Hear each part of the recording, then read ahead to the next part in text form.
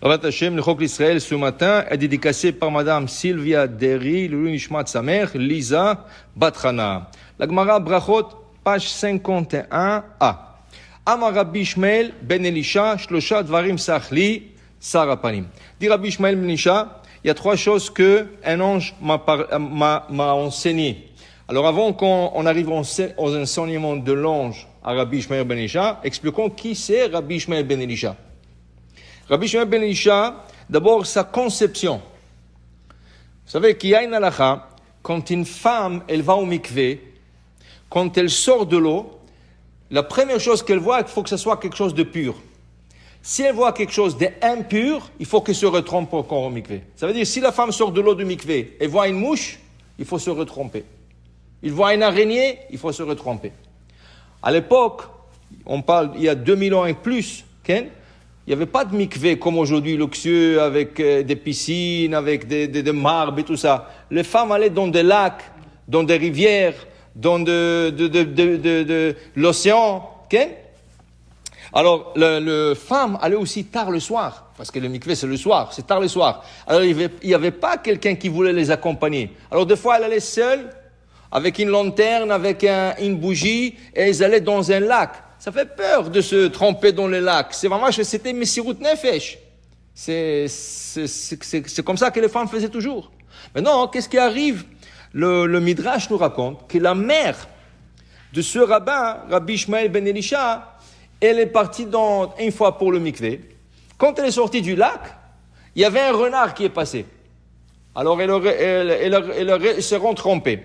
Quand elle est sortie, il y avait un écureuil qui est passé.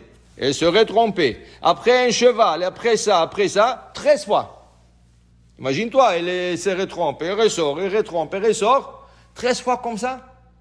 Alors, qu'est-ce qui est arrivé? Minashama, ils ont eu pitié d'elle, ils ont envoyé l'ange Gabriel. Il a dit, va l'accompagner.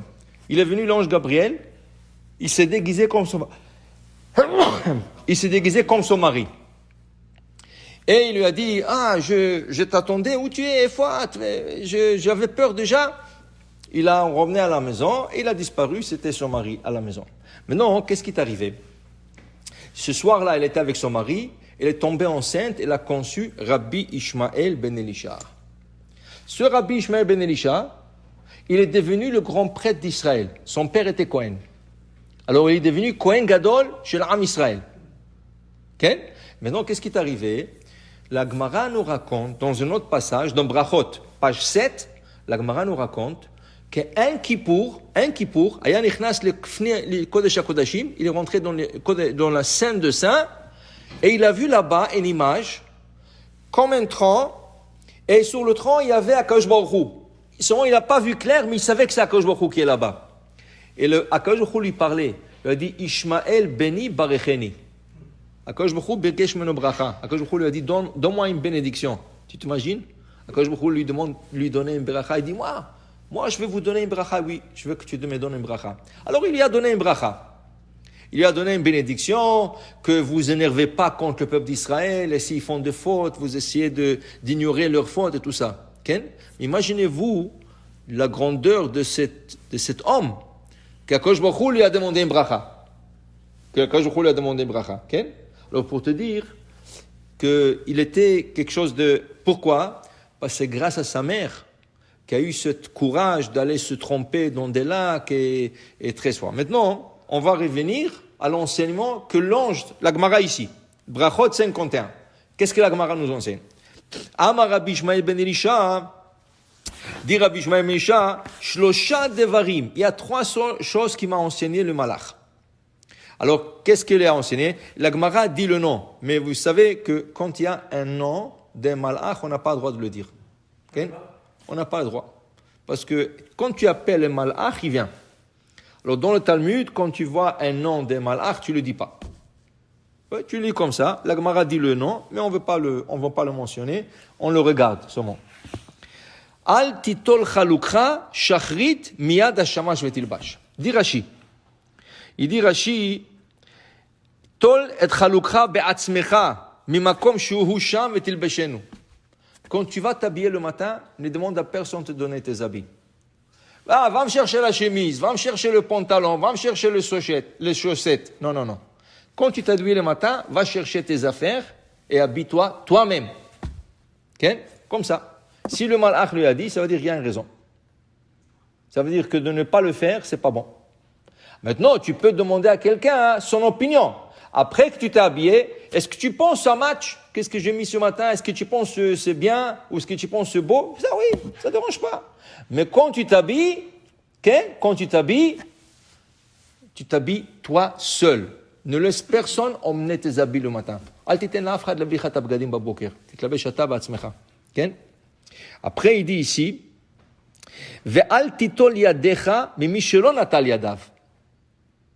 toi, à l'époque, les gens importants, ils n'allaient pas au robinet se laver les mains. Les gens leur emmenaient une carafe avec un bol et leur lavaient les mains. Ils mettaient les mains comme ça et les gens leur lavaient les mains. Okay? C'était les gens importants. Nous le faisons Pesach. Pesach, on emmène la carafe et le bol au Baal Habayit. Il te dit ici, celui qui te lave les mains, mais assure d'abord que lui, il a fait Netilat Yadayim. Avant qu'il te fasse Netilat Yadayim, il m'a aussi la Netilat, ou tzach lasot Netilat Kodem. Alors assure que, la même chose, quand tu laves les mains aux enfants, tu as des petits-enfants, okay? Et le matin ils se réveillent, et tu veux leur faire la Netilat. Avant que tu leur fasses la Netilat, c'est toi qui as besoin de faire la Netilat d'abord. Toi, tu fais Netilat Yadayim, ensuite tu peux laver quelqu'un d'autre. Impur peut laver impur, mais quelqu'un qui est impur ne peut pas laver impur.